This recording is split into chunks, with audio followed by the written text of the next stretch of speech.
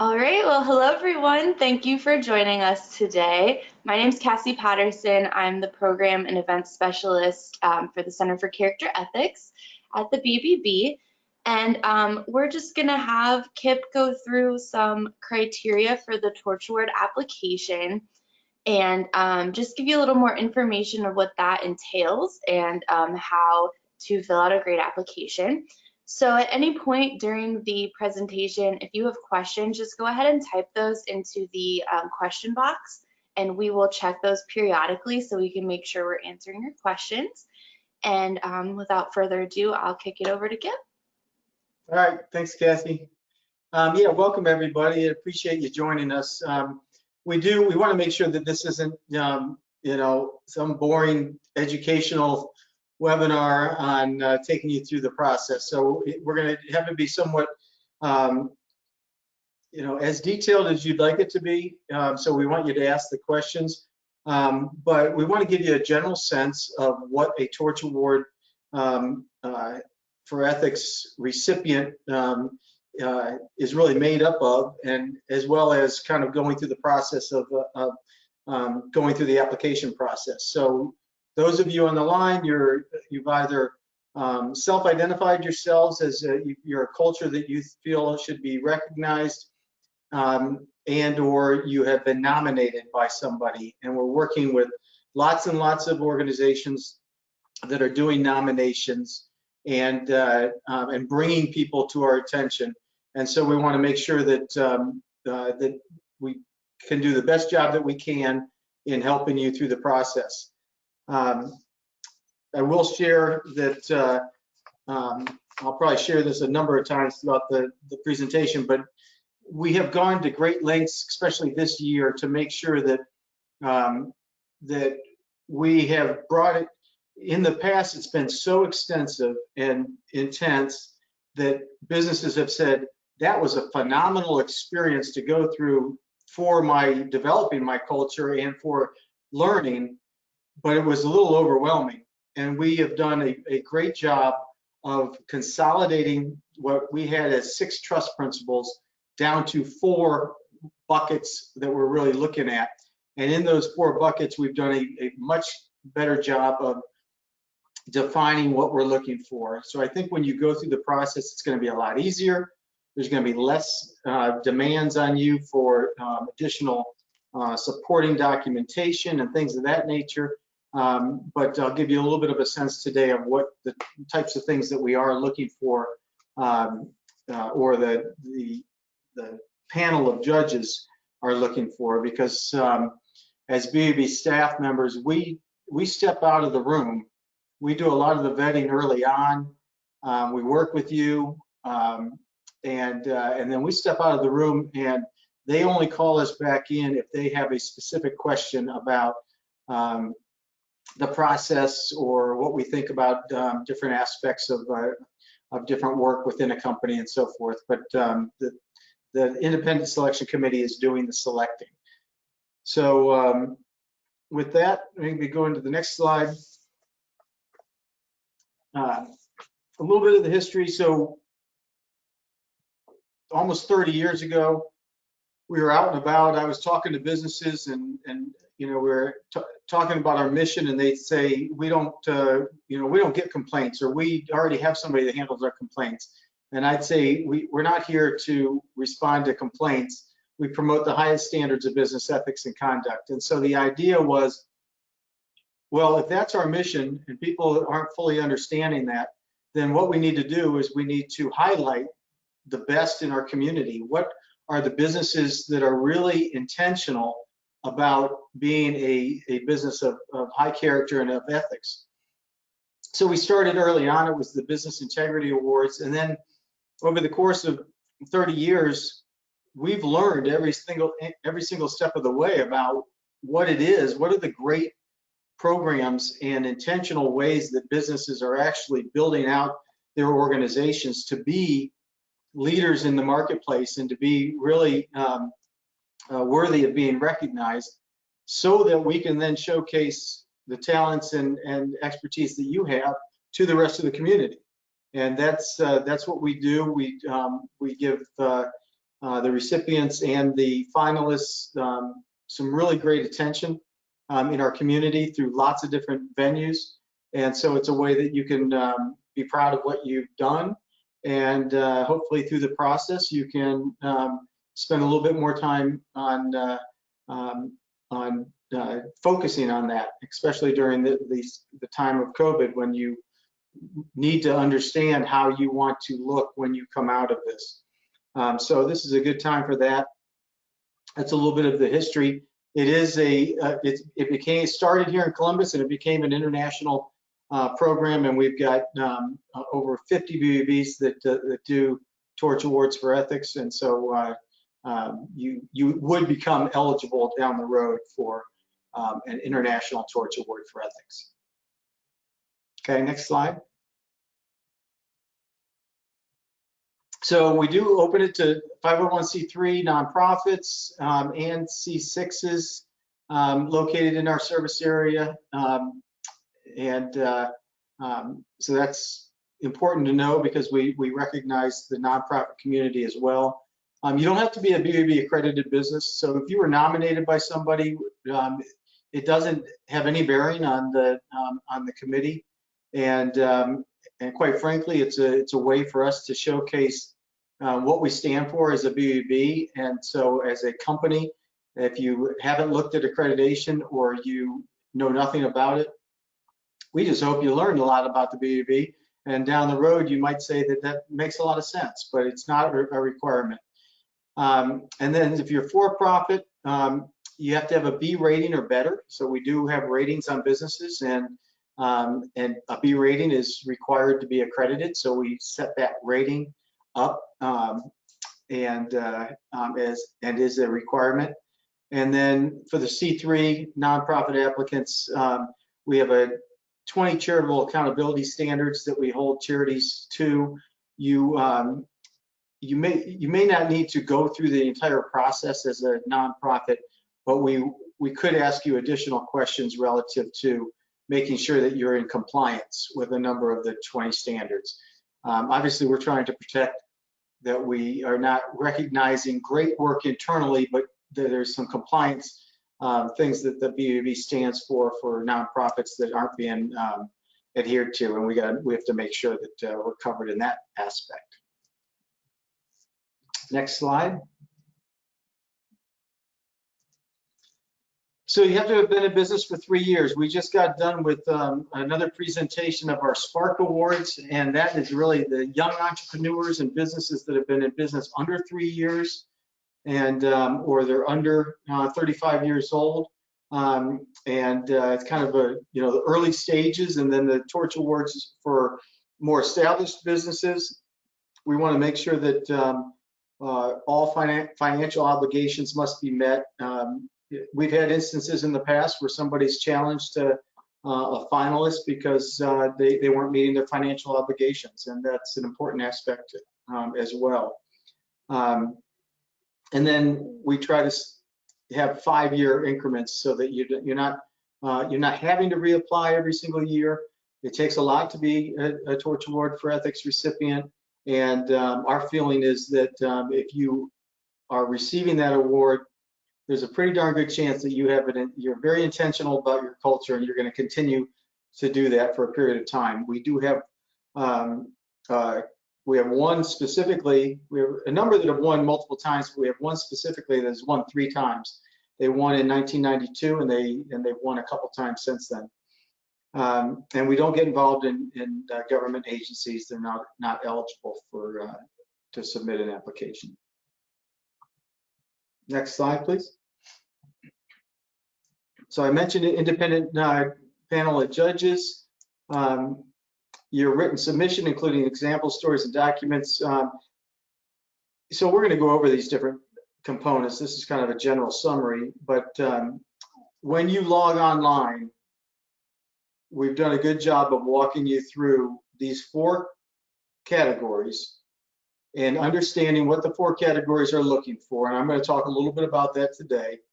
And then giving you some examples in those different categories. So let's take character, for example.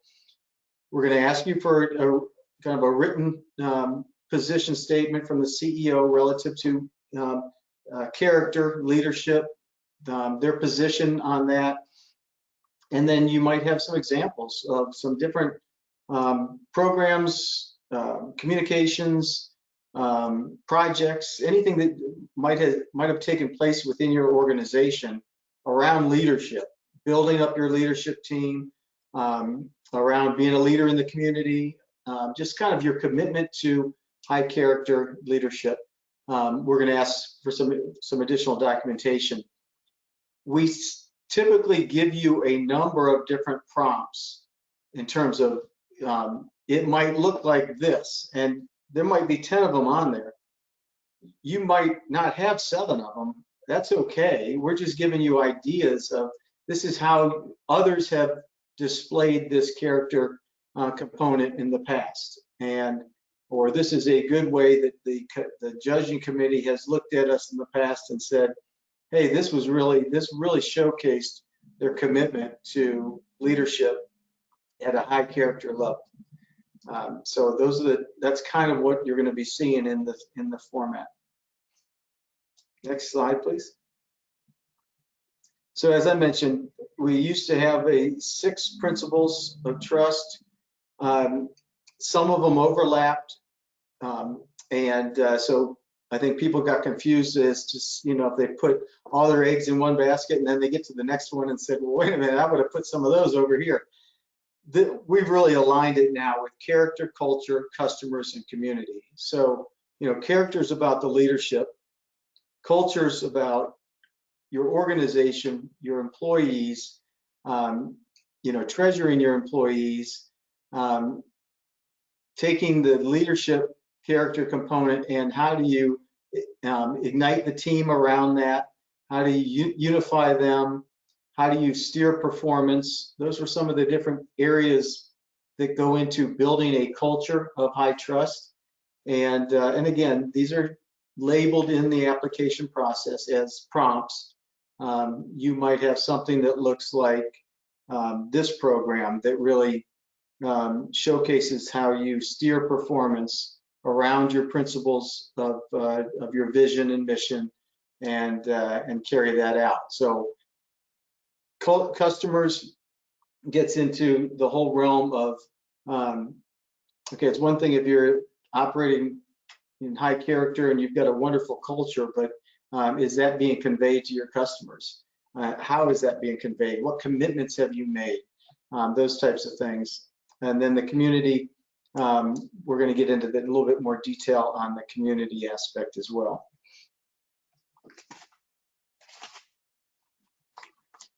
Before I jump into that, I just wanted to see on these. Okay, just wanted to make sure we had a component on the trust score, because I don't want to get to that too soon, but we've got a program for you that you can utilize as well relative to the culture. So again, character, dive into that a little bit more fully, and maybe jot down any questions you have on the character side.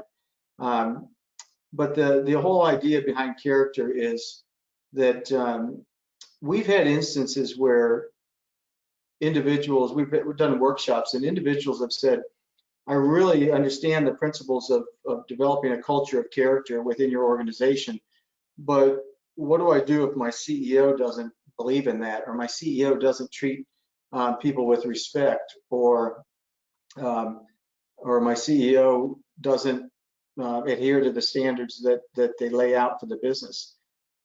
Our position is really that the character starts at the top, and the leadership you need to have a leader of high character. And so typically a statement from the president, the CEO, somebody at the top that's actually stating that I went into business, I started this business, if it's an ownership, I started this business because I believed in these principles, and I realized that the way forward was to through employment, I was going to help live out these principles by providing this service. A statement from the leader relative to their position in a high level of leadership. That's really one of the key components. Years ago, we had an ad agency do 4 entries for 4 different organizations.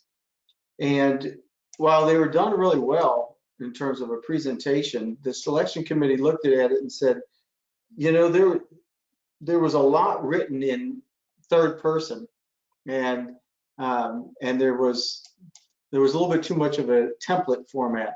Okay, we're going to have them fill out these questions, and that's going to be the position statement from the leader. And that stuck with me because that was not that did not go over real well with the committee. The committee wants to really feel like they have heard from the leader, and they understand that there's a commitment that's made from the leader, and so that's kind of what's being looked at there. Next slide.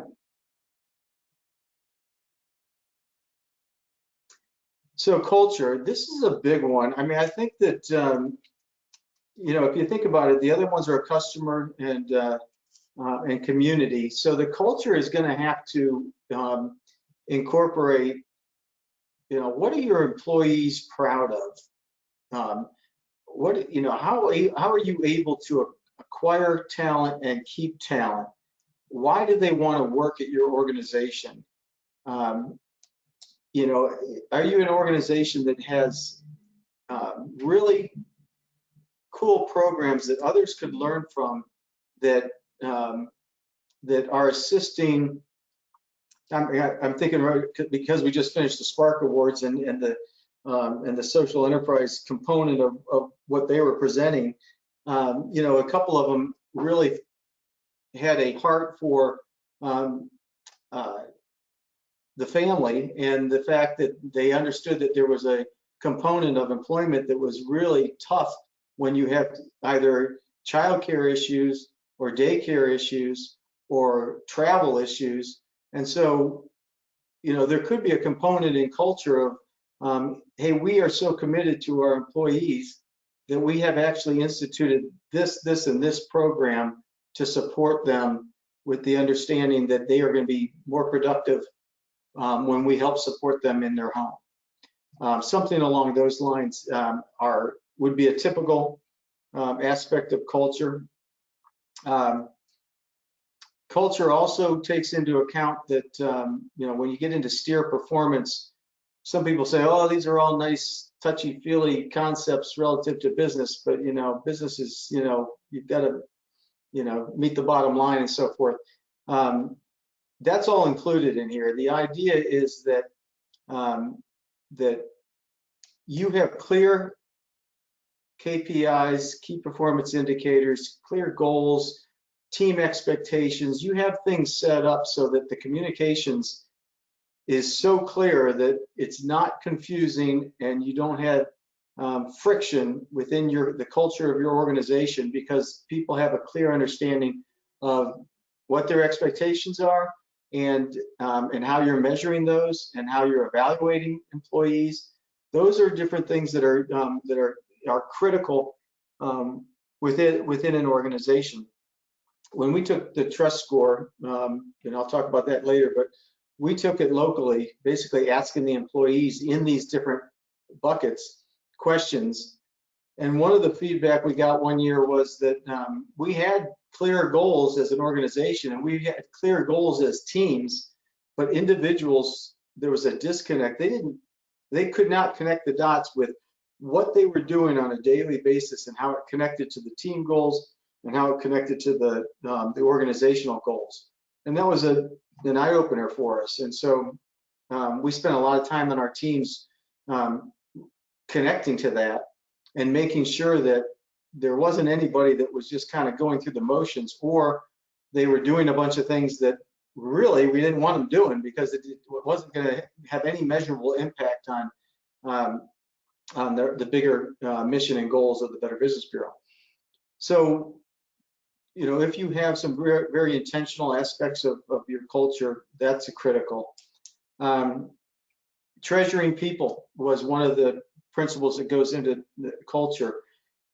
And treasuring people can obviously be in the community and in the customers. But from a culture perspective, again, what do you respect your employees?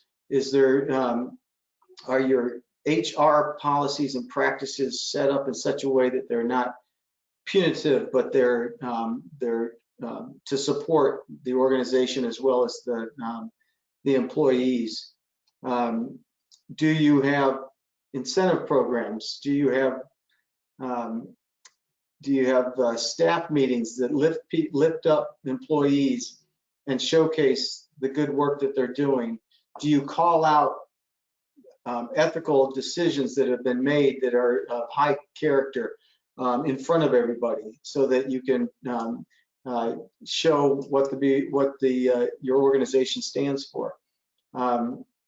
They're looking for, the selection committee is looking for, how intentional are you about building this culture, and with the understanding that you never reach your destination. Every single year we focus on it, and every single year we have to refocus on something else that we dropped the ball on. So it's an ongoing process. So don't be afraid to say, we had an issue and we decided that this was a core issue, and so we dealt with it in this fashion, and this is what the outcome was. Selection committee, I think, loves that. They love to see that that there's an interest in recognizing what the culture is and fixing it if you have issues that you've run into. I think the other aspect of culture is really, if you have a leader that's passionate about doing what's right, how well are they at uniting the team around that? Are they leading, through example setting, or do they lead through, other means? So I think, culture is really, can you tell a story about that is so compelling that somebody reading that application would say, hey, I want to work there. That's where I want to work. That is so cool. I mean, they obviously really appreciate the people that work for them, and we're going to be able to pull stories out of your entry and really showcase them to the rest of the community. All right, next slide. So customers, I'd encourage you. There's 5 gestures of trust. It's a program the Bbb has. You can go online, Google 5 gestures of trust. And what we did was we really did an international study relative to what do customers expect from businesses from a personality perspective in building trust. And so it's interesting because it can give you a little bit of tools and an understanding of, well, if my advertising and my contracts and my promotional decks that I use to present my products, or my policies when I go into a house to do repairs, whatever it might be for your business, if those are built out in such a way that you are understanding that the expectation from the customer, you're exceeding the expectation of the customer, then that's a great thing to showcase. And sharing some policies that you might have that showcase that you're not one and done with a customer, that you have an incredible intentional way of following up with customers. You highlight customers long after you finish the last job with them to follow up and see how they're doing. Just things of that nature that, how do you build that customer trust for the long term? Some of that gets into obviously engaging them in customer reviews and things of that nature. But, the key is about, again, the committee would want to look and say, wow, look at this commitment to their customers they have relative to this policy. I mean, 80% of their industry does it this way, and they've chosen to do it this way because they have a strong position on that. Next slide. Yeah, community is a cool one. I mean, in the early years, we'd go out and do vignettes on the recipients, and back then we would just take videos or pictures of the wall where they were parts of their chambers of commerce or the Better Business Bureau and their industry, and that's all great. I mean, we always say the ABCs: Association, Better Business Bureau, and Chamber of Commerce. But the community gets into a little bit more of, especially now, as you know, that consumers are looking more and more at how our businesses having some sort of a social impact in their communities. And so this speaks more to, do you support your employees' endeavors in what they want to support in the community?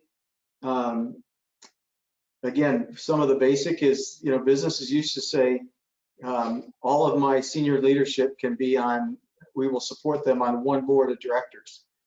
Some of that's gone by the wayside and they leave it up to the employees. Is there something that's happening intentionally within your organization that says, we understand that if we do well enough as an organization, that we also have a responsibility for our community? And so it might be that, we have the majority of our employees love animals, so we're going to support, the shelter, and by supporting the animal shelter, we all rally around that, and we do different events or something along those lines. We've seen this go from, from a very small business that's doing some really great work in a small way, as best they can, to some of the large corporations that aren't just randomly throwing money out there, but they are making sure that they are really a partner with organizations and trying to meet their needs and trying to work with them on programs that help the community. Next slide. So we've developed the Bbb Trust Score, and you can go to bbbtrustscore.org, and you can actually take the survey right now. You would just sign up, and basically it sends questions out to all of your employees relative to these 4 different categories. As the owner or the CEO or the manager of the company who's sending it out, they get a report. As soon as, say, you have 20 employees and you get to 18 and you say, I want to close this out, you click close out, and it'll send you a PDF report of every single question broken out, and then your overall trust score. Now, right now, we're not using that score in terms of any kind of evaluation of businesses, but it's a resource for you to say, well, that's a pretty good way for me to get a sense of what kind of culture I have, to see what the employees think in terms of where we stand in these 4 categories. You're not going to be perfect. I've done it every year for the last 4 or 5 years, and we always have something to work on, always. And sometimes it's frustrating, and sometimes it's catches you off guard because you didn't see it coming. But it's true that you will find things to work on.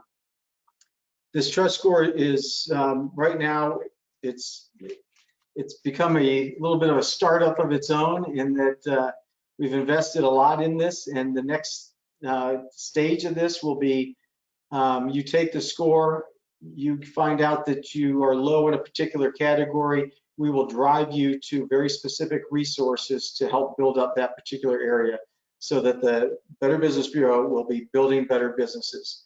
And that's really the approach that we're taking, is that we want to showcase the best that's taking place in our community, and we understand that you've never arrived, and that we always want to work with you on building trust within your organization and in our communities. So I encourage you to take that trust score, and let us know what you think. Next slide. Yeah, I think we mentioned all of those. I think if you've already gone through it, a number of you have, you've started through the process. I think you know what we're talking about, but it's really, it's asking you to give your position statement in a particular area, and then some examples of within your organization of how that looks. We say don't leave any answers blank because, we've had cases where a business has just knocked it out of the park in 3 categories, and they just missed a category. They didn't give us any communication, and the selection committee said, I can't compare them against somebody that's, fulfilled all 4 quadrants. Next. Deadline for entry is October 5th. Cassie is always available, and she's very responsive, and she knows when people have been nominated and knows when they've been working in the system. So if you're in there and you have a question right there on the spot, give her a call. She'll work with you on it.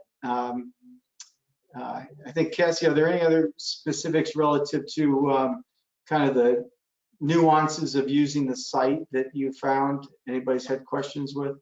Yeah, I did want to mention that, well, first and foremost, you are able to download this presentation in the handouts tab if you're currently attending the webinar. So if that's helpful for you, you can do that.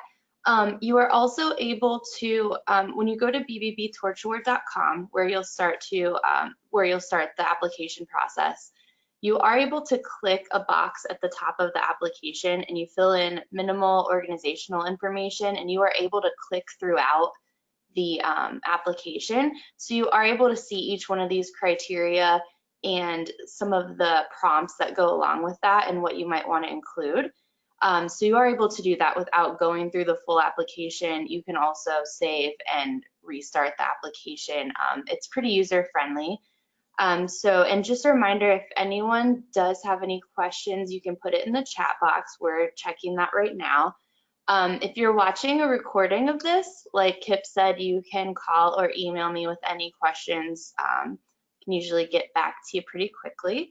And just a note on the Bbb Trust Score for anyone that is interested in that, Kip detailed a little bit about that.